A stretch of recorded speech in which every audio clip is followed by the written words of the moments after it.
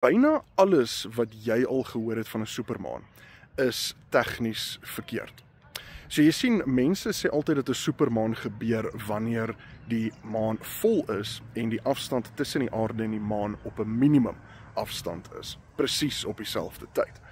Nou dit klink dalk reg, maar hierdie twee dinge gebeur amper nooit op dieselfde tyd nie. So nou is die vraag, hoe ver uit fase uit kan die volmaan gebeur en ons 'n minimum afstand van die maan wees vir dit om nog steeds 'n supermaan genoem te word. So vanaand, 3 Januarie 2026, is die eerste supermaan van die jaar. En om hierdie beginsel vir jou te verduidelik, het ek vir jou 'n simulasie gemaak om dit vir jou te wys. Ons supermaan simulasie begin met die aarde in die middel. Ons sien daar is 'n geel pyltjie onder die aarde wat vir ons wys in watter rigting die son is, en ons sien die maan is in 'n stabiele wentelbaan om die aarde. Nou linksbo sien ons die tydklok van ons simulasie. Ons simulasie begin die 5de Desember omstreeks middernag.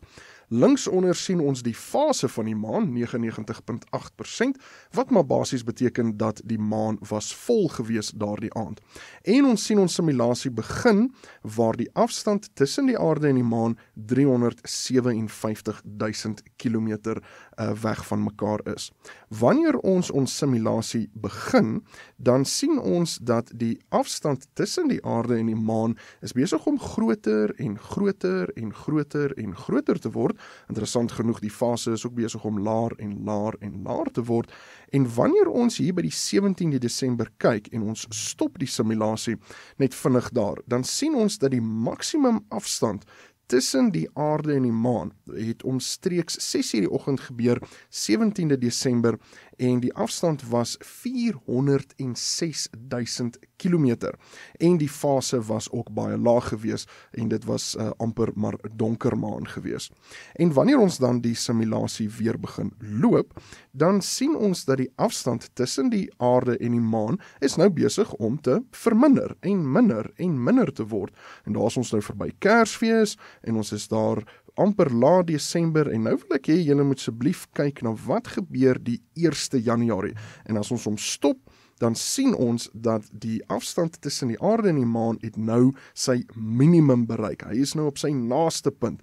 En ons sien dat daardie afstand is 360.000 kilometer.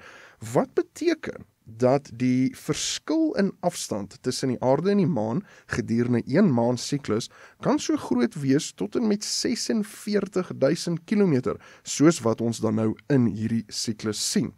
Maar nou wil ek hê julle moet graag sien wat gebeur as ons weer hierdie simulasie weer begin loop, en ons sien wat gebeur die 3de Januarie. En die 3de Januarie, dan bereik ons volmaan, of ons bereik 'n maksimum fase. Ons sien dat die fase is 99.9%, wat beteken dat dit is maar basies volmaan.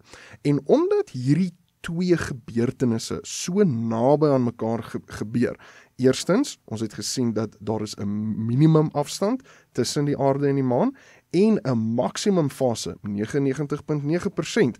En omdat hierdie twee gebeurtenisse binne 36 of 48 uur van mekaar gebeur, kan ons hierdie gebeurtenisse saamsit en ons kan dit klassifiseer as die eerste supermaan van 2026.